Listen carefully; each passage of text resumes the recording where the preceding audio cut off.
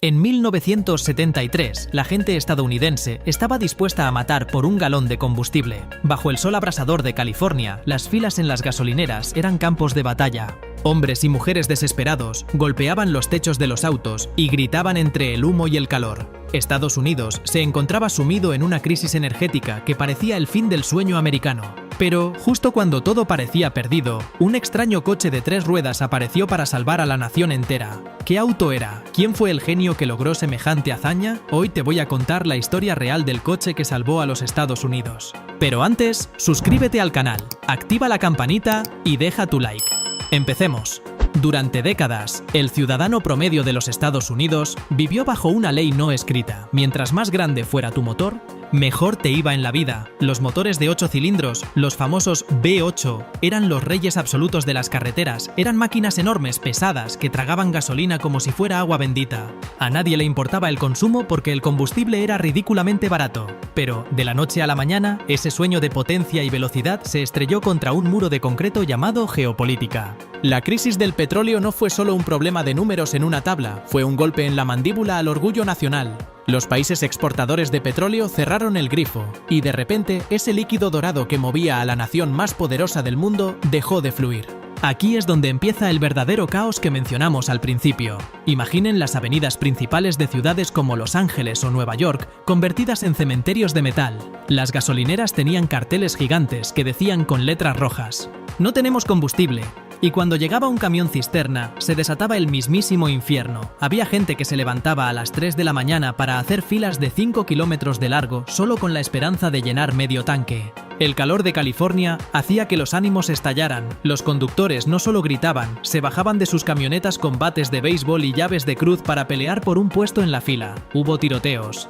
Hubo peleas a puño limpio y un sentimiento de humillación que recorría todo el país de costa a costa. Estados Unidos estaba de rodillas. Los grandes fabricantes de Detroit, como Ford, Chrysler y General Motors, no sabían qué hacer. Sus autos eran barcos gigantescos que ya nadie podía mantener. El gobierno intentaba imponer medidas desesperadas, como prohibir la venta de gasolina en ciertos días según si tu matrícula terminaba en número par o impar, pero nada funcionaba. El pánico era real y el bolsillo de los trabajadores estaba sangrando. En este contexto de pura desesperación, la psicología colectiva cambió. La gente ya no quería un coche que se viera imponente o que corriera a 200 km por hora. La gente quería sobrevivir, querían algo, lo que fuera, que les permitiera llegar al trabajo sin gastarse el sueldo de una semana en 5 galones de combustible. Fue en ese preciso momento de máxima vulnerabilidad cuando el destino decidió jugar su carta más extraña. Entre el humo de las protestas y el ruido de los motores apagados, empezó a circular un rumor.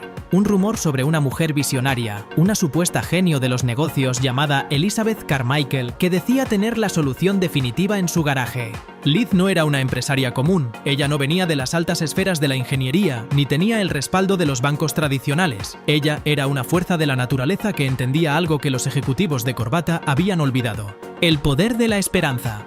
Mientras las grandes marcas se rascaban la cabeza intentando modificar sus pesados diseños, Liz Carmichael se presentó ante el público con una idea que rompía todas las reglas de la lógica automotriz de la época. ¿Por qué usar 4 ruedas si con 3 era suficiente para mantener el equilibrio y reducir la fricción? ¿Por qué usar acero pesado si existían materiales nuevos, más ligeros y resistentes? La propuesta era tan radical que parecía una locura, pero en 1973 la locura era exactamente lo que el público quería comprar. El país estaba cansado de las mentiras de los políticos y de la lentitud de las grandes corporaciones. Necesitaban un héroe, o en este caso, una heroína que les dijera que el futuro no tenía por qué ser oscuro y estático. Liz Carmichael empezó a dar discursos que parecían sermones religiosos. Ella no solo vendía un vehículo, ella vendía la libertad de no depender nunca más de los jeques del petróleo o de las decisiones de Washington. El ambiente estaba tan cargado de tensión que cualquier chispa podía encender un fuego incontrolable. Y el Dale fue esa chispa. Imaginen entrar a una exposición de autos y ver, en medio de los modelos tradicionales cuadrados y aburridos, una cápsula de color amarillo brillante con una sola rueda trasera y un frente aerodinámico que parecía un avión de combate. La gente se quedaba con la boca abierta. Era el contraste perfecto. Afuera el mundo se caía a pedazos por falta de energía. Adentro, el Dale prometía recorrer más de 100 kilómetros con apenas unos litros de combustible. Pero lo más fascinante de esta primera etapa no fue solo el coche, sino cómo la narrativa de Carmichael se filtró en la cultura popular. Ella aprovechó el resentimiento social. En sus primeras entrevistas, que se volvieron virales en los periódicos de todo el país, atacaba directamente a Detroit. Decía que los ingenieros tradicionales eran unos dinosaurios que estaban matando a Estados Unidos a propósito para mantener sus ganancias. Ese lenguaje coloquial, directo y agresivo, conectó de inmediato con el hombre de a pie, que estaba harto de hacer fila bajo el sol. Sin embargo, detrás de esa fachada de salvación nacional, las cosas no eran tan sólidas como parecían. Para que esta sección sea completamente transparente, debemos entender que el Dale, en este punto de la historia, era más un concepto mental que una realidad mecánica. Pero en un país desesperado, la diferencia entre un prototipo real y una promesa bien contada es casi invisible.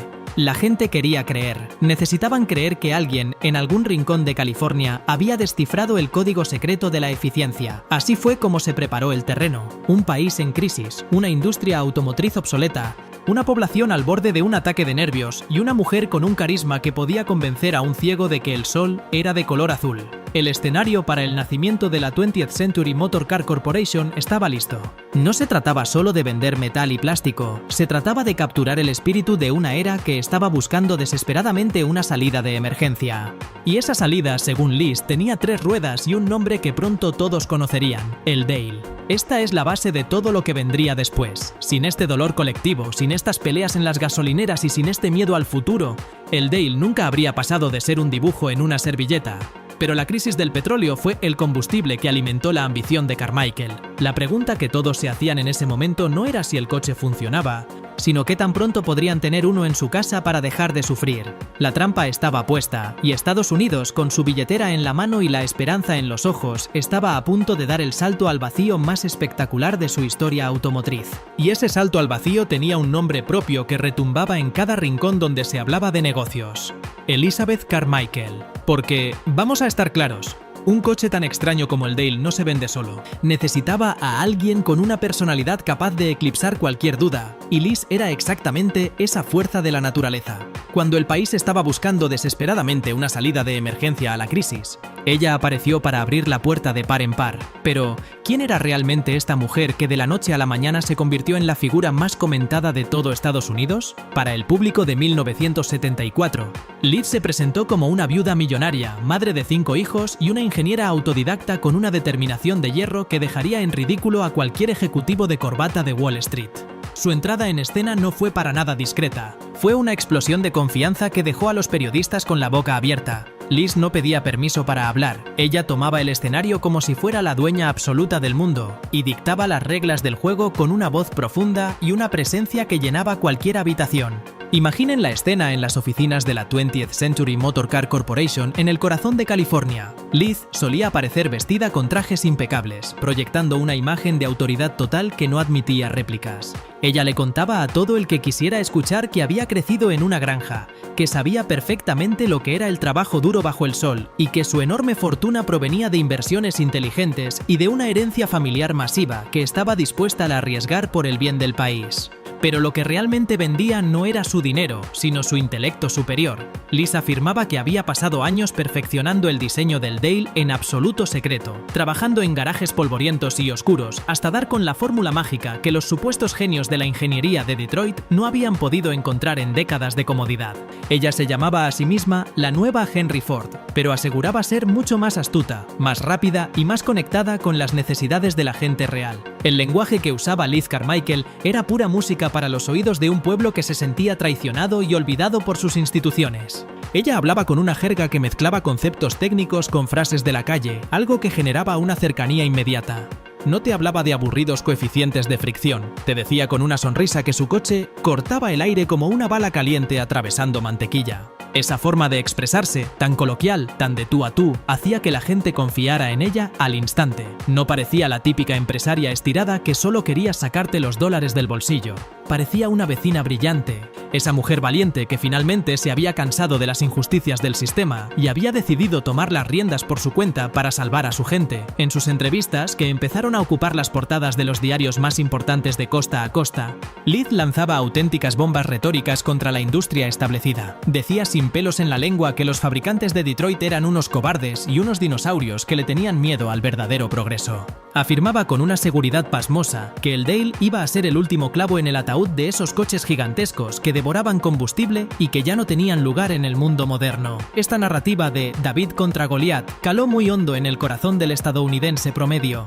La gente amaba ver a una mujer desafiando a un mundo dominado completamente por hombres, rompiendo esquemas a base de puro ingenio y una labia que parecía no tener fin. Ella era, en cuerpo y alma, el rostro de la esperanza en un momento donde las noticias solo hablaban de desempleo, filas para la gasolina y escasez. Sin embargo, para construir una narrativa de este calibre hace falta mucho más que solo palabras bonitas, hace falta montar un espectáculo que nadie pueda ignorar. Liz Carmichael no solo hablaba, ella creaba una atmósfera de éxito absoluto que te envolvía nada más entrar por la puerta. Las oficinas centrales de su empresa estaban decoradas con lo último en tecnología de la época, con un estilo futurista que te hacía sentir en otra dimensión. Había maquetas brillantes bajo luces de neón, planos gigantescos colgados en las paredes que parecían diseños de la NASA, y un desfile constante de supuestos expertos que caminaban de un lado a otro con carpetas llenas de datos y diagramas complejos. Cuando un inversor potencial o un cliente curioso entraba allí, sentía que había viajado al futuro en una máquina del tiempo. Liz los recibía con un apretón de manos firme, los miraba fijo a los ojos y les soltaba la frase que cerraba cualquier trato. Si te subes a este barco ahora, serás parte de la historia grande. Si no, quédate ahí sentado mirando cómo cambiamos el mundo sin ti. Esa agresividad comercial era algo nunca antes visto en el sector automotriz. Elizabeth Carmichael no aceptaba un no por respuesta, y mucho menos una duda sobre su capacidad. Si alguien se atrevía a cuestionar la seguridad de un coche que solo tenía 3 ruedas, ella respondía con una demostración de fuerza física. Decía que el material del que estaba hecho el Dale, una mezcla de resinas secretas que ella bautizó como Rocketleum, era tan resistente que podías golpearlo con un mazo de 10 kilos con todas tus fuerzas y el mazo simplemente rebotaría sin dejar ni un rasguño en la carrocería. Ella misma se ponía frente a las cámaras para intentar demostrarlo, y aunque hoy sabemos que esas pruebas estaban más arregladas que una pelea de lucha libre, en 1974 nadie quería mirar la letra pequeña. Todos querían creer en el milagro amarillo. La mística alrededor de su persona crecía a pasos agigantados. Se decía que Liz era una mujer de acero que dormía solo 3 horas por noche, que desayunaba con senadores de Washington y que recibía ofertas de compra de países enteros que querían su tecnología para no depender más de nadie. Ella alimentaba estos rumores con una sonrisa misteriosa y comentarios a medias. Pero aquí es donde su lenguaje coloquial se mezclaba con la astucia más pura. Liz sabía que para que el público no sospechara, tenía que mostrarse también humana y cercana. Hablaba constantemente de sus hijos, de cómo su motor principal era dejarles un mundo mejor, un aire más limpio, que no estuviera contaminado por el humo negro de los camiones, y una economía fuerte que no dependiera de los caprichos de otros países. Se posicionaba ante las cámaras como la madre de la nación, la protectora del ciudadano de a pie que estaba harto de sufrir, lo que casi nadie sospechaba en ese momento, y lo que hace que esta parte de la historia sea tan alucinante, es que toda esa biografía de viuda millonaria e ingeniera estrella era un guión perfectamente ensayado y ejecutado con precisión quirúrgica. Elizabeth Carmichael era una maestra absoluta en el arte de la reinvención personal. Tenía una capacidad asombrosa para leer a las personas en segundos y darles exactamente lo que sus oídos necesitaban escuchar para sentirse seguros. Si el público buscaba una heroína feminista, ella era la más radical. Si el público buscaba una patriota que salvara el honor de los Estados Unidos, ella se envolvía en la bandera. Si el público quería una rebelde contra el sistema establecido, ella era la primera en encabezar la protesta. Esta capacidad de camuflaje social y carisma desbordante fue lo que permitió que la 20th Century Motor Car Corporation recaudara millones y millones de dólares en depósitos y reservas antes de que el primer coche siquiera tuviera un motor funcional instalado. La gente le entregaba los ahorros de toda su vida a una mujer que acababan de conocer por una entrevista de televisión, simplemente porque su historia era demasiado buena para ser una mentira. Liz Carmichael no solo estaba vendiendo un coche de 3 ruedas, estaba vendiendo una versión mejorada y brillante de los Estados Unidos, una donde la crisis era solo un mal recuerdo y donde cualquiera con una buena idea podía llegar a la cima del mundo. Pero, como bien sabemos en las historias de las grandes ambiciones, cuando el brillo es demasiado intenso, suele ser porque está escondiendo sombras muy largas y peligrosas. Mientras Liz daba discursos inspiradores que hacían llorar a la audiencia y se tomaba fotos glamurosas con los prototipos del Dale, en las oficinas de atrás los números empezaban a no cuadrar por ningún lado,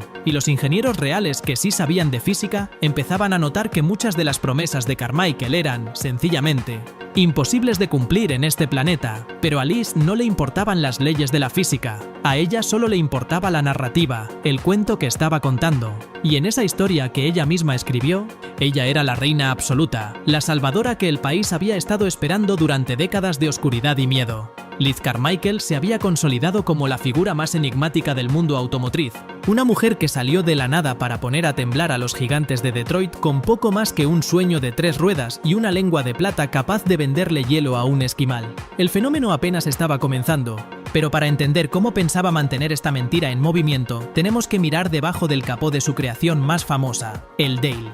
El Dale no era simplemente un coche pequeño, era un desafío frontal a todo lo que los conductores consideraban normal. Imaginen que están acostumbrados a ver tanques de acero con 4 ruedas y de repente se topan con esta cápsula que parece un avión de combate al que le han cortado las alas. El diseño era la clave de todo el plan. Tenía 2 ruedas delanteras y una sola rueda trasera, una configuración que Liz Carmichael defendía a capa y alma, diciendo que era la clave para la estabilidad y, sobre todo, para el ahorro extremo de combustible que tanto necesitaba el país. Pero vamos por partes, porque lo que había debajo de esa carrocería de color amarillo chillón era para volverse loco. El corazón del Dale no era un motor gigante de los que hacían vibrar el suelo, sino un motor de 2 cilindros refrigerado por aire que venía directamente de una motocicleta.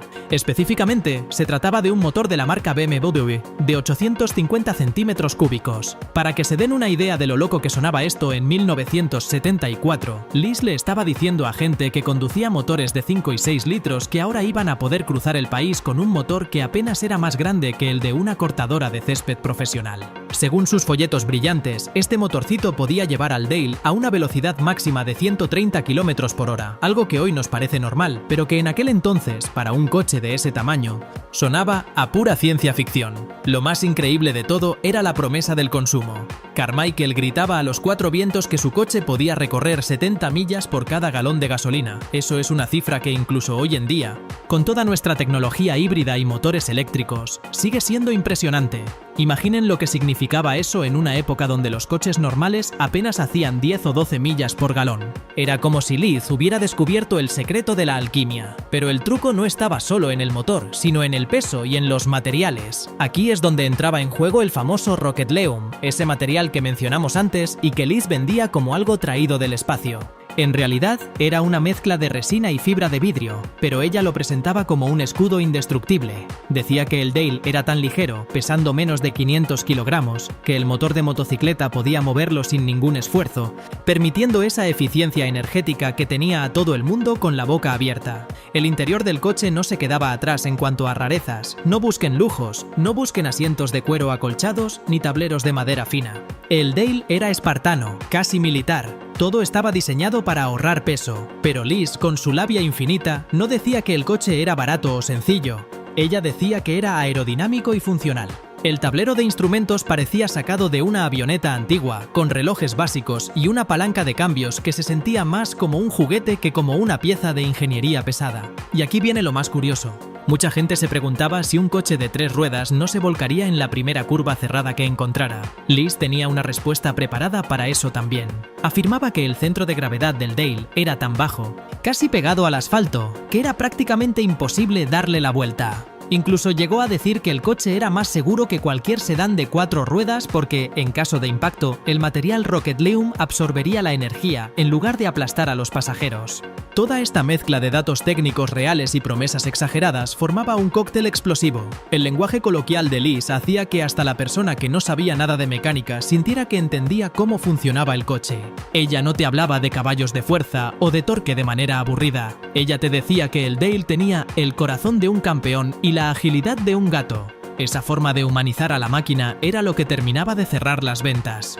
La gente iba a las ferias de muestras, veía el prototipo reluciente bajo los focos y se imaginaba a sí misma dejando atrás a las grandes camionetas que estaban paradas en las gasolineras mientras ellos seguían de largo con su pequeña cápsula amarilla. Y, amigos, aquí es donde la realidad empieza a chocar contra la fantasía. Si te ponías a analizar el chasis, te dabas cuenta de que el Dale no tenía marcha atrás. Sí, lo escucharon bien. En los primeros diseños y prototipos que se mostraron, el coche solo podía ir hacia adelante. Liz Carmichael, con una audacia que rozaba la locura, decía que eso no era un problema porque el coche era tan pequeño y tenía un radio de giro tan cerrado que podías dar una vuelta en U en casi cualquier calle sin necesidad de retroceder.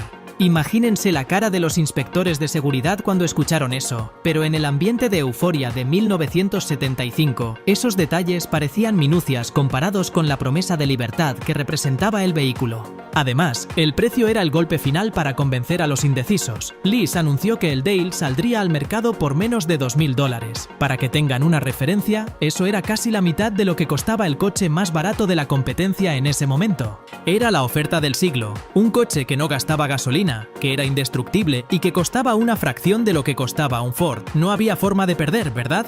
Eso es lo que pensaban los miles de personas que empezaron a enviar cheques de depósito de $500 o $1.000 para asegurar su lugar en la lista de espera. El dinero fluía hacia las cuentas de la 20th Century Motor Car Corporation como si hubieran encontrado un pozo de petróleo en el patio trasero. Sin embargo, mientras más dinero entraba, más presión había para mostrar un modelo de producción real. Los ingenieros que Liz había contratado estaban sudando frío. Intentar meter un motor de motocicleta en una estructura de resina que cumpliera con todas las leyes federales de seguridad de los Estados Unidos era una pesadilla logística. El Dale que la gente veía en las fotos era, en su mayoría, una cáscara vacía. Muchos de los prototipos que se exhibían en los centros comerciales ni siquiera tenían motor. Los movían empujándolos por detrás cuando nadie miraba o los dejaban estáticos con luces bonitas para que nadie notara que no podían arrancar. Pero Liz seguía adelante, imperturbable, dando entrevistas y asegurando que la producción masiva estaba a solo unos meses de distancia. Ella jugaba con la psicología del consumidor de una manera magistral. Les decía que el Dale no era solo un medio de transporte, sino una declaración de principios. Conducir un Dale significaba que eras inteligente, que eras moderno y que no te dejabas pisotear por las grandes corporaciones. Ese sentido de pertenencia a una élite tecnológica hizo que la gente ignorara las banderas rojas que empezaban a aparecer. ¿Por qué el coche se veía diferente en cada feria? ¿Por qué nunca dejaban que los periodistas lo condujeran en una pista abierta? Liz siempre tenía una excusa. Estamos protegiendo nuestros secretos industriales, decía con un guiño. No queremos que Detroit nos robe nuestras ideas antes de que inundemos el mercado.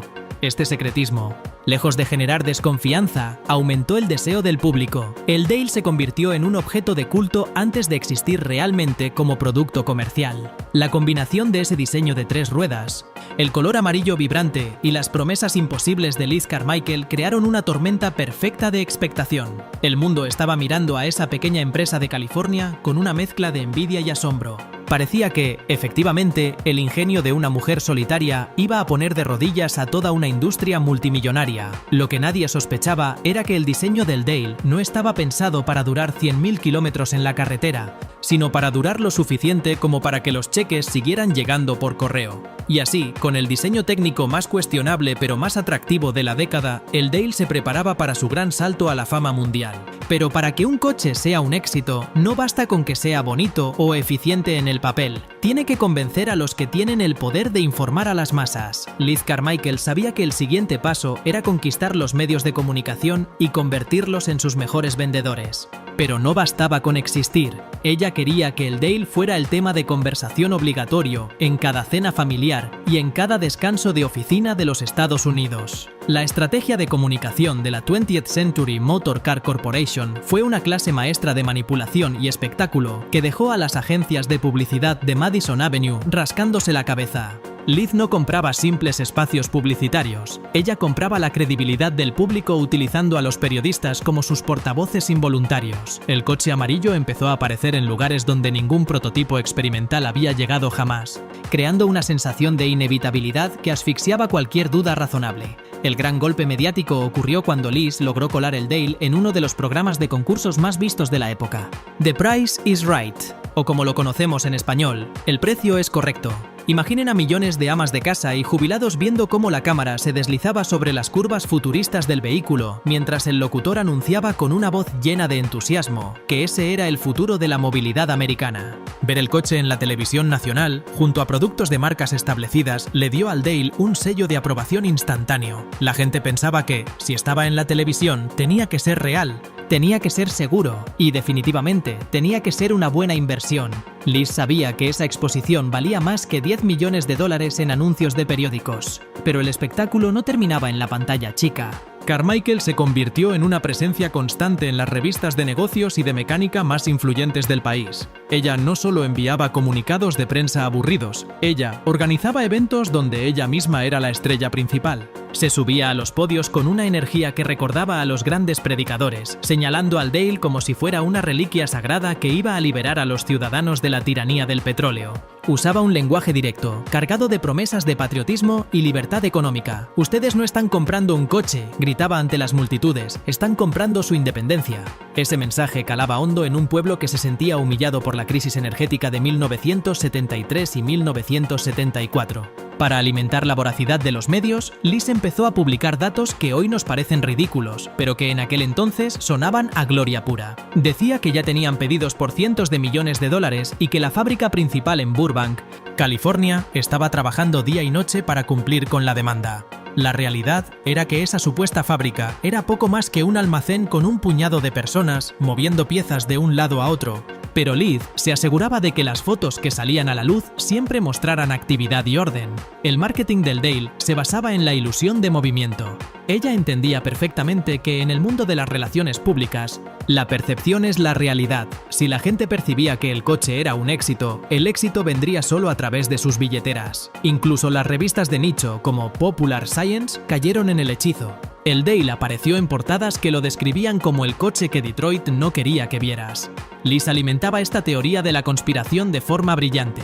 Les decía a los reporteros, en un tono confidencial y cercano, que había recibido amenazas de los grandes fabricantes de coches y que intentaban boicotear sus suministros de piezas. Esto la convertía automáticamente en una mártir del progreso, en una rebelde que luchaba contra el sistema corrupto. El ciudadano de a pie, que ya odiaba a las grandes corporaciones por los altos precios de la gasolina, se puso de inmediato del lado de Carmichael. Comprar un Dale no era solo una decisión lógica de ahorro, era un acto de rebeldía política. Sin embargo, el marketing agresivo también incluía promesas técnicas que rozaban lo absurdo. Liz afirmaba ante las cámaras que el coche era tan estable que podías tomar una curva a 90 grados a toda velocidad y el Dale no se movería ni un milímetro de su trayectoria. Invitaba a los periodistas a intentar volcarlo, pero, curiosamente, las pruebas siempre se hacían bajo sus condiciones estrictas y con conductores que trabajaban para ella. Usaba el lenguaje coloquial para restarle importancia a las preocupaciones de seguridad. Si alguien preguntaba por la falta de una cuarta rueda, ella respondía con una carcajada. ¿Para qué quieres una cuarta rueda? ¿Para que el coche sea más lento y gaste más? Las mulas tienen 4 patas y se quedan atrás. Los leopardos son rápidos y ágiles, y mi coche es un leopardo de acero. Esa capacidad para transformar una debilidad en una fortaleza fue lo que hizo que la campaña de marketing fuera tan efectiva. Elizabeth Carmichael no vendía características técnicas, vendía emociones y soluciones mágicas. El color amarillo del Dale no fue una elección al azar, estaba diseñado para resaltar en las fotos en blanco y negro de los periódicos y para brillar intensamente en las pantallas de televisión a color que apenas empezaban a ser comunes en todos los hogares. El coche era, en sí mismo, un anuncio publicitario andante. Donde quiera que iba, la gente se detenía, sacaba fotos y preguntaba dónde podían comprar uno. Liz aprovechaba estos momentos para repartir folletos que prometían un precio de solo $1.995, una cifra que se grabó a fuego en la mente de los consumidores. La estrategia de medios también incluía una red de distribuidores que Liz estaba reclutando por todo el país. No eran concesionarios tradicionales, sino personas entusiastas que pagaban miles de dólares por el derecho a vender el Dale en sus ciudades. Estos distribuidores se convirtieron en los soldados de a pie de su campaña de marketing. Ellos mismos hacían publicidad local, organizaban exhibiciones en centros comerciales y convencían a sus vecinos de que el milagro de 3 ruedas estaba a la vuelta de la esquina. Liz los mantenía motivados con cartas personales y actualizaciones constantes que hablaban de un éxito global inminente. La 20th Century Motor Car Corporation ya no era solo una empresa, era un movimiento que se extendía por todos los Estados Unidos. A medida que 1975 avanzaba, la presión de los medios empezó a cambiar de tono. Algunos periodistas de investigación, menos deslumbrados por las luces y el color amarillo, empezaron a pedir pruebas de conducción reales. Querían llevar el coche a una pista independiente y poner a prueba esos famosos 70 millas por galón. Liz, siempre un paso adelante, utilizó su maquinaria de marketing para desviar la atención. Lanzó nuevos anuncios que hablaban de un modelo todavía más avanzado que estaba en desarrollo, el Revet. Un coche deportivo que también tendría 3 ruedas y un rendimiento increíble. Fue una huida hacia adelante magistral. Cada vez que alguien hacía una pregunta difícil, Liz respondía con una promesa todavía más grande y brillante. Este dominio absoluto de la imagen pública permitió que la empresa siguiera flotando a pesar de que no estaban produciendo ni un solo coche para la venta final. La gente seguía enviando dinero, los inversores seguían firmando contratos y Liz Carmichael seguía siendo la reina de la televisión matutina. Había logrado lo que parecía imposible, que todo un país se enamorara de un objeto que apenas conocían físicamente. El Dale era el coche del pueblo, el salvador de la economía y el símbolo de una nueva era. Pero, como ocurre con todos los castillos construidos sobre nubes de publicidad, la base de la 20th Century Motor Car Corporation estaba empezando a mostrar grietas que ninguna campaña de marketing, por muy agresiva que fuera, podría ocultar por mucho tiempo. Obviamente, esas grietas en la fachada eran invisibles para cualquiera que pusiera un pie en el cuartel general de la compañía, porque Elizabeth Carmichael no escatimaba en gastos cuando se trataba de proyectar una imagen de poderío industrial absoluto. La 20th Century Motor Car Corporation no se sentía como una empresa nueva y arriesgada, se sentía como un imperio consolidado que estaba a punto de devorar a la competencia. Al entrar en sus oficinas principales, lo primero que te golpeaba era el olor a éxito, a alfombras nuevas y a café caro. Había secretarias vestidas a la última moda, hombres de negocios con maletines de cuero caminando de un lado a otro y una atmósfera de urgencia que te hacía creer que estabas en el epicentro de una revolución tecnológica. Liz se aseguraba de que cada centímetro cuadrado de ese lugar gritara que el dinero no era un problema, sino una herramienta para conquistar el mundo. Sin embargo, detrás de los escritorios de caoba y las paredes de cristal, la administración de la empresa era un laberinto diseñado para mover el dinero de manera que fuera muy difícil de rastrear. Liz Carmichael no solo era la cara pública, ella controlaba cada centavo que entraba por concepto de reservas y depósitos. Se estima que, en su momento de mayor auge, la corporación estaba recibiendo miles de dólares cada hora a través del correo. Eran cheques de personas trabajadoras, ahorros de jubilados y capital de inversores que querían una tajada del pastel del futuro. Pero, en lugar de ir directamente a una línea de montaje de alta tecnología para fabricar los miles de coches prometidos, una gran parte de esos fondos se desviaba para mantener el estilo de vida extravagante de la cúpula directiva y para alimentar la propia maquinaria de propaganda que mantenía vivo el engaño. La estructura interna de la 20th Century Motor Car Corporation era, cuanto menos, inusual para los estándares de la industria automotriz. Liz no contrató a los veteranos de Detroit, a quienes despreciaba públicamente, sino que rodeó su círculo cercano de personas que le debían una lealtad absoluta. Muchos de ellos no tenían ninguna experiencia previa fabricando vehículos, pero eran expertos en el arte de la persuasión y en el manejo de objeciones. Eran vendedores de sueños disfrazados de ejecutivos de ingeniería. Cuando algún inversor importante pedía ver los libros contables o los informes de progreso de la fábrica, Liz lo llevaba a dar un paseo por las instalaciones, lo deslumbraba con su carisma arrollador y le mostraba prototipos brillantes que, aunque por fuera parecían terminados, por dentro seguían siendo estructuras vacías conectadas con cables sueltos. A pesar de esta falta de sustancia real, la organización funcionaba con una precisión militar para captar capital. Implementaron un sistema de preventa que hoy nos parecería un esquema de financiación colectiva, pero en 1975 era algo revolucionario y muy peligroso. Le pedían a la gente que pagara por adelantado para asegurar un precio bajo, prometiendo que los primeros modelos saldrían de la línea de producción en cuestión de meses.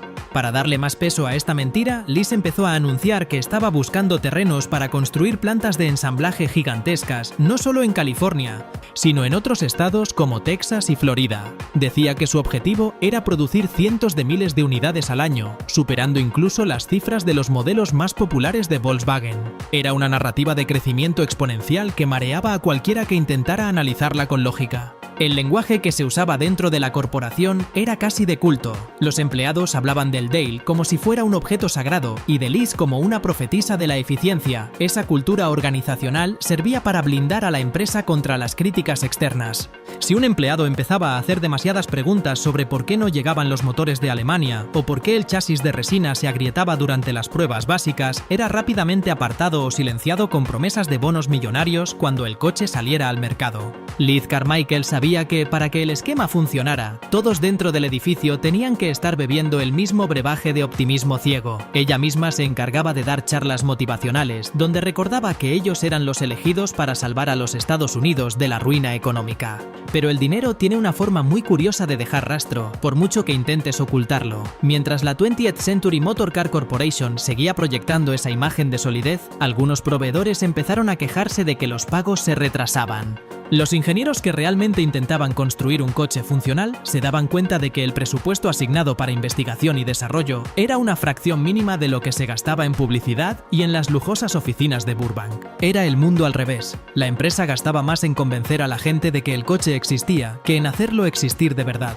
Esta administración temeraria del capital fue lo que empezó a levantar las primeras sospechas reales entre los auditores estatales de California, que no entendían cómo una empresa con tantos ingresos por depósitos no tenía todavía una fábrica con capacidad real de producción en masa. Para intentar calmar las aguas y demostrar que la empresa era legítima, Liz Carmichael realizó un movimiento audaz. Anunció que la corporación iba a salir a bolsa. Quería vender acciones al público general para recaudar todavía más millones. Fue un movimiento de una arrogancia increíble, porque para salir a bolsa tienes que abrir tus libros y mostrar tu realidad financiera a los reguladores.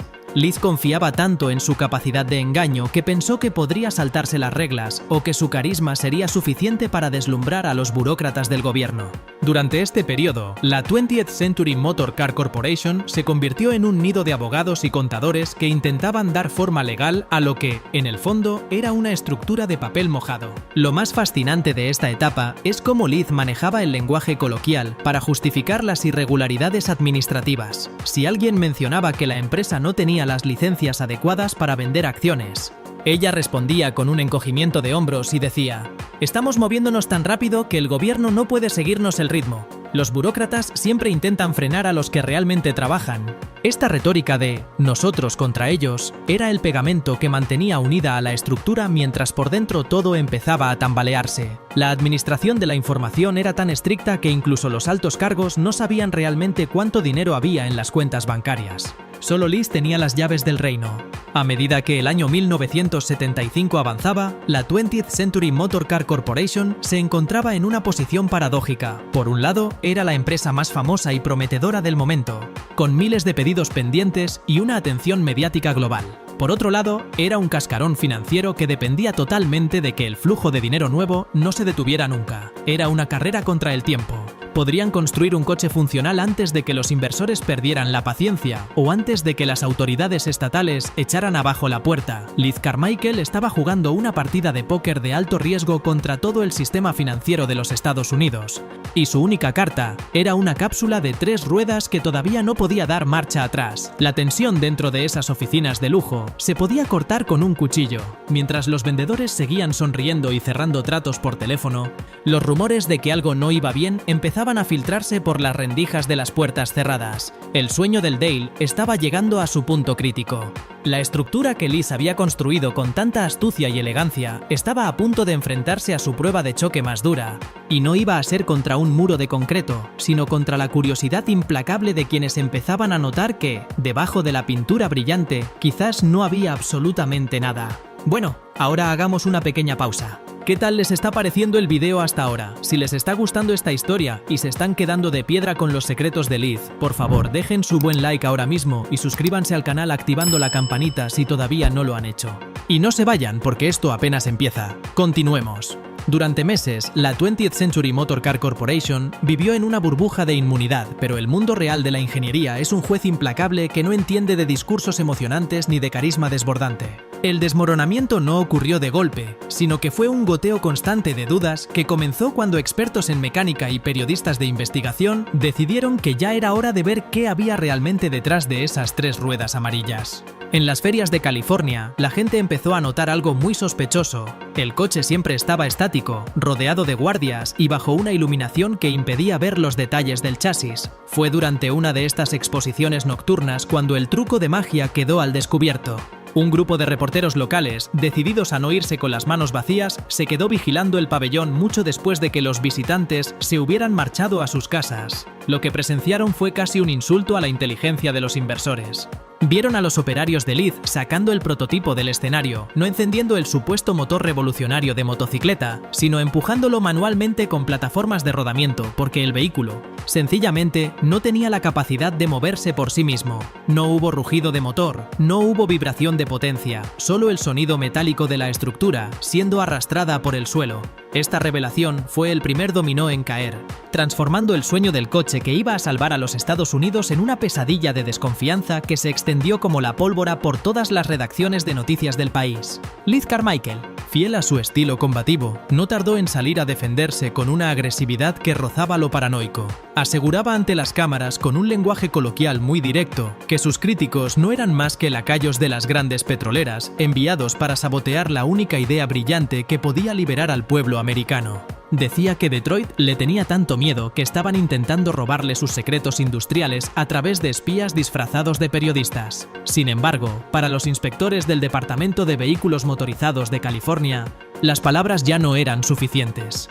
Empezaron a exigir pruebas de seguridad reales, certificados de emisiones y documentos de fabricación que la empresa no podía entregar porque sencillamente no existían. El brillo de la pintura amarilla ya no podía ocultar que la estructura de la compañía era tan frágil como un castillo de naipes bajo un ventilador industrial. Al entrar en las oficinas y los almacenes de la corporación con órdenes judiciales, los investigadores se toparon con un panorama desolador. No había rastro de la alta tecnología que Leith describía en sus folletos. No había líneas de montaje automáticas ni contratos firmados para recibir los miles de motores alemanes que supuestamente estaban en camino. La sede de la empresa en Burbank resultó ser poco más que un escaparate de lujo para recibir inversores, mientras que las zonas de producción eran almacenes vacíos con herramientas básicas de carpintería y fibra de vidrio. El dinero de la gente, esos ahorros de toda la vida que los trabajadores habían enviado con la esperanza de tener un coche eficiente, se estaba quemando en una hoguera de gastos corporativos inútiles y transferencias a cuentas que no tenían nada que ver con la industria del automóvil.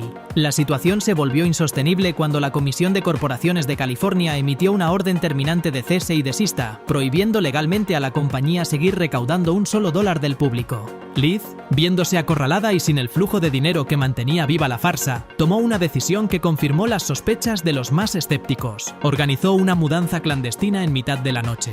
Camiones pesados cargaron con los prototipos vacíos y las cajas de documentos contables para cruzar la frontera del estado y buscar refugio en Texas. Leith pensaba que al cambiar de jurisdicción ganaría tiempo para inventar una nueva mentira. Pero lo único que logró fue que el FBI y las agencias federales pusieran su mirada directamente sobre ella. En Dallas, el ambiente fue todavía más hostil. Los inversores de Texas exigieron una prueba de manejo real frente a sus ojos. Leith, en un acto de desesperación total, intentó poner en marcha uno de los pocos modelos que tenía algo parecido a un motor, pero el vehículo falló miserablemente a los pocos metros, dejando a todos los presentes con un sentimiento de estafa absoluta. La prensa nacional ya no la llamaba la heroína del motor, sino la reina del fraude. Las grietas en la carrocería del Dale eran ahora fracturas totales que amenazaban con sepultar a todos los que habían creído en el proyecto. Pero mientras el imperio financiero se hundía, los investigadores federales descubrieron algo que nadie esperaba.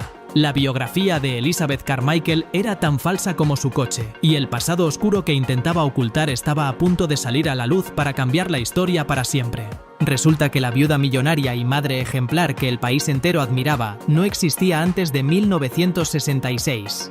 Detrás de esa presencia imponente y esa voz profunda se escondía un hombre llamado Jerry Dean Michael, un tipo que llevaba años huyendo de la justicia por una lista de delitos que hacía que el fraude del Dale pareciera una travesura de niños. Jerry era un experto en la falsificación, un maestro del engaño que había estado en el radar de las autoridades por estafas con tarjetas de crédito y cheques sin fondos mucho antes de que se le ocurriera la idea de las 3 ruedas. Este descubrimiento cambió por completo la naturaleza de la persecución. Ya no se trataba solo de proteger a los inversores de un mal negocio, se trataba de capturar a un fugitivo que había logrado burlar al sistema reinventándose por completo como mujer en una época donde algo así era impensable para la mayoría de la sociedad. Jerry Dean Michael había desaparecido de la faz de la tierra dejando atrás a una esposa y varios hijos, solo para resurgir como Elizabeth Carmichael, una mujer con un pasado inventado y una ambición que no conocía fronteras. Esta revelación dejó a los medios de comunicación en un estado de choque absoluto. El lenguaje coloquial de la época, que ya era duro de por sí, se volvió feroz. Los periódicos pasaron de cuestionar la ingeniería del coche a realizar ataques personales cargados de prejuicios, mezclando la estafa financiera con la identidad de género de Liz en un cóctel mediático que incendió la opinión pública de costa a costa. Liz, sin embargo, no se escondió debajo de una piedra. Incluso con su verdadera identidad expuesta en los programas de noticias más importantes del país, ella mantuvo la cabeza en alto y siguió defendiendo su proyecto con una energía que desafiaba toda lógica. Ella afirmaba que su pasado no tenía nada que ver con la capacidad del Dale para salvar la economía de los Estados Unidos. Decía que Jerry Dean Michael estaba muerto y que Elizabeth Carmichael era la única realidad que importaba. Pero para el gobierno federal, las cosas eran mucho más simples. Tenían a un estafador reincidente que había recaudado millones de dólares bajo una identidad falsa y que ahora estaba intentando escapar de nuevo. El rastro de dinero que mencionamos anteriormente empezó a conectarse con cuentas bancarias antiguas y alias que Jerry había usado durante su vida de prófugo, dibujando el mapa de una carrera dedicada íntegramente al arte de vivir del dinero ajeno. Mientras tanto, en las calles, la gente no sabía qué pensar. Muchos de los que habían invertido sus ahorros se sentían doblemente traicionados. No solo les habían vendido un coche que no funcionaba, sino que se lo había vendido una persona que ni siquiera era quien decía ser. La mística de la heroína del motor se transformó en la leyenda del fugitivo más audaz del siglo XX. Las oficinas en Texas fueron rodeadas por reporteros y curiosos que querían ver de cerca a la mujer que había engañado a los genios de la televisión y a los auditores estatales. La presión psicológica era inmensa, pero Liz seguía operando desde las sombras, moviendo los pocos hilos que le quedaban para intentar una última huida. Ella sabía que el tiempo se le acababa y que, esta vez, no bastaría con cambiar de nombre o de estado para dejar atrás el pasado. Lo más fascinante de este periodo fue cómo la propia Liz utilizó su identidad para intentar ganar tiempo en los tribunales. Sus abogados empezaron a argumentar que la persecución no era por el dinero, sino por quién era ella. Intentaron pintar la investigación federal como una cacería de brujas motivada por el odio y la intolerancia, tratando de desviar la atención de los balances contables vacíos y de los prototipos que no tenían motor. Pero el FBI ya tenía todas las pruebas necesarias. Habían rastreado los movimientos de Jerry desde la década de los 50, encontrando un patrón de huidas constantes cada vez que una de sus estafas estaba a punto de ser descubierta. El Dale no era más que la estafa más grande y brillante de una larga serie de engaños, el capítulo final de una vida vivida en la cuerda floja. A medida que los detalles salían a la luz, el público empezó a conocer la historia de una vida errante. Jerry había sido un vendedor ambulante, un operador de esquemas piramidales y un hombre que siempre estaba un paso por delante de la policía. Su capacidad para convencer a la gente era su mayor talento, y lo había perfeccionado hasta el punto de poder crear una corporación multimillonaria basada en poco más que su propia voz y un modelo de plástico amarillo. La revelación de su pasado oscuro no solo destruyó la credibilidad del Dale, sino que también hizo que cualquier inversor serio se alejara a toda velocidad de la 20th Century Motor Car Corporation. La empresa se convirtió en un barco fantasma, con empleados renunciando en masa por miedo a ser vinculados con un criminal federal y con los acreedores golpeando la puerta con una violencia que ya no se podía calmar con promesas de futuro. En este punto de la historia, el drama personal de Liz Carmichael eclipsó por completo al coche. Ya nadie preguntaba por las 70 millas por galón o por el material Rocket Leum. Todos querían saber cómo Jerry Michael se había convertido en Liz Carmichael y cómo había logrado mantener la farsa frente a las cámaras de todo el país durante tanto tiempo sin que nadie sospechara absolutamente nada. Fue un golpe maestro de la psicología social. Liz entendía que la gente ve lo que quiere ver y en una época de crisis la gente quería ver a una salvadora, sin importar qué secretos escondiera en el armario. Pero la justicia de los Estados Unidos tiene una memoria muy larga, y los expedientes que habían estado acumulando polvo durante años en las oficinas de los alguaciles federales finalmente se pusieron sobre la mesa del juez. La caída fue total cuando se descubrió que incluso los hijos de Liz, que ella presentaba como su mayor motivación, habían sido parte involuntaria del esquema de ocultamiento de identidad durante años. La familia entera vivía en un estado de alerta constante, mudándose de ciudad en ciudad bajo diferentes nombres, siempre listos para meter todo en una maleta y desaparecer antes del amanecer. El Dale fue su intento más ambicioso de legalizar su situación y hacerse tan ricos que nadie se atreviera a cuestionar su pasado. Fue una apuesta de todo o nada, y Liz perdió la partida de la forma más estrepitosa posible. El sueño de salvar a los Estados Unidos se reveló como lo que siempre fue, el escudo de un hombre que huía de sus propios demonios y que utilizó la desesperación desesperación de un país entero para intentar comprar su propia libertad. Con la identidad revelada y el pasado expuesto, Elizabeth Carmichael se encontró sola en una oficina vacía en Texas, viendo cómo las patrullas del FBI bloqueaban todas las salidas. El circo mediático había llegado a su fin y ahora empezaba el proceso legal que definiría el resto de su vida. Pero incluso en ese momento de derrota absoluta, Liz no dejó de ser el personaje que ella misma había creado. Se preparó para la batalla judicial con la misma confianza con la que vendía sus coches de 3 ruedas, convencida de que todavía podía convencer al jurado de que ella era la verdadera víctima de toda esta historia. Lo que no sabía era que el público ya no quería escuchar más cuentos, querían justicia para sus bolsillos vacíos y una explicación para el engaño más extraño de la historia automotriz americana. Las sirenas y el destello de las luces azules sobre el asfalto de Texas marcaron el inicio del fin para una de las estafas más audaces de todo el siglo XX.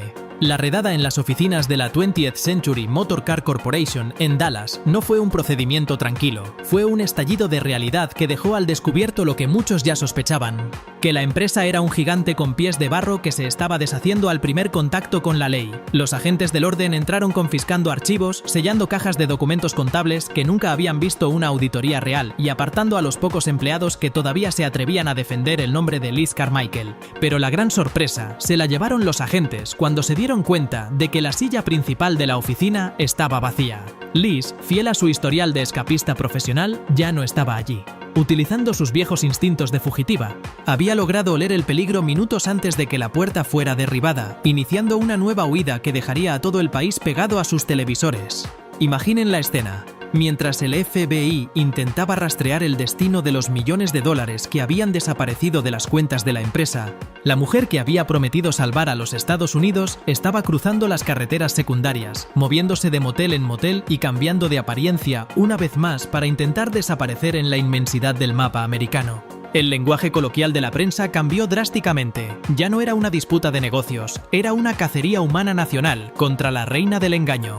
La caída del castillo de naipes financiero fue estrepitosa y dolorosa para miles de personas. En cuanto se corrió la voz de que Liz se había dado a la fuga y que las oficinas estaban cerradas por el gobierno, el pánico se apoderó de todos los que habían enviado sus cheques de depósito. Las líneas telefónicas de la policía estaban colapsadas por ciudadanos que, con la voz entrecortada, preguntaban si había alguna posibilidad de recuperar sus ahorros de $1,000 o $2,000. La respuesta, lamentablemente, era un silencio sepulcral. El dinero se había esfumado en una red de gastos extravagantes, sueldos inflados para los cómplices de Liz y campañas publicitarias que solo servían para alimentar la propia mentira. La 20th Century Motor Car Corporation no dejó tras de sí una fábrica de coches modernos, sino un rastro de cuentas bancarias vacías y corazones rotos por todo el país. Mientras los investigadores hurgaban en los libros contables, encontraron que la administración de Liz era un desastre total diseñado para el caos.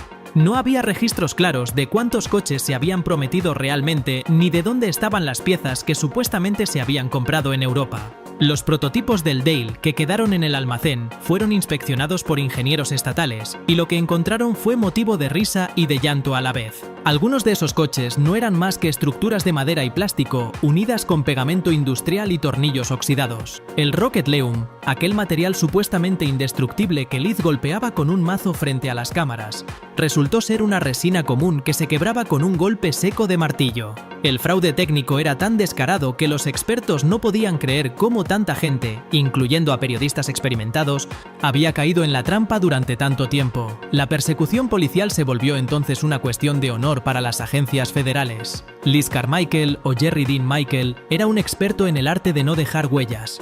Durante semanas el rastro se enfrió. Se decía que había cruzado la frontera hacia México, que estaba escondida en las montañas o que incluso había vuelto a cambiar su identidad para vivir como un hombre de nuevo. La paranoia era colectiva. Cada vez que alguien veía un coche de 3 ruedas o una mujer con una presencia imponente en algún pueblo perdido, llamaban a la policía pensando que habían encontrado a la fugitiva. Liz se había convertido en un mito, en una especie de sombra que se burlaba del sistema legal más poderoso del mundo. Pero la realidad es que nadie puede correr para siempre, y mucho menos cuando tu rostro ha salido en las portadas de todas las revistas de la nación. El quiebre final ocurrió gracias a una pista anónima que llevó a los agentes hasta un pequeño apartamento en la ciudad de Miami. Allí, lejos del glamour de las oficinas de California y del ruido de las ferias de muestras, Elizabeth Carmichael fue finalmente capturada. No hubo una persecución de coches a alta velocidad ni un tiroteo cinematográfico. Hubo simplemente una mujer que sabía que el juego se había acabado. Al ser arrestada, Liz no mostró arrepentimiento, mantuvo esa misma mirada desafiante que usaba para vender sus coches de 3 ruedas. Incluso mientras le ponían las esposas, aseguraba que todo era una injusticia y que el Dale todavía podía funcionar si el gobierno la dejaba trabajar. Fue el acto final de una interpretación que había durado años y que había costado millones de dólares a la clase trabajadora americana. La noticia de su captura recorrió el país como una descarga eléctrica. Los titulares de los periódicos gritaban: «La reina del Dale ha caído». Sin embargo, el arresto no trajo el dinero de vuelta. La liquidación de los activos de la 20th Century Motor Car Corporation fue un proceso deprimente. Los pocos prototipos funcionales fueron vendidos como chatarra o como curiosidades mecánicas para coleccionistas de lo extraño. Los muebles de lujo, las máquinas de escribir y hasta las alfombras de las oficinas de Burbank fueron subastados para intentar pagar una fracción mínima de las deudas masivas que la empresa había acumulado. Fue el funeral de un sueño que nunca fue real, el entierro de una esperanza que se construyó sobre la desesperación de una crisis energética que Liz Carmichael supo explotar con una maestría aterradora. Lo que quedó después de la redada y la captura fue un vacío legal y moral. La industria automotriz independiente sufrió un golpe del que tardaría décadas en recuperarse. Cualquier inventor legítimo que intentara proponer un diseño innovador o un motor más eficiente era mirado con sospecha y comparado de inmediato con el fraude del Dale. Liz no solo robó dinero, robó la capacidad de creer en la innovación que nacía fuera de los gigantes de Detroit.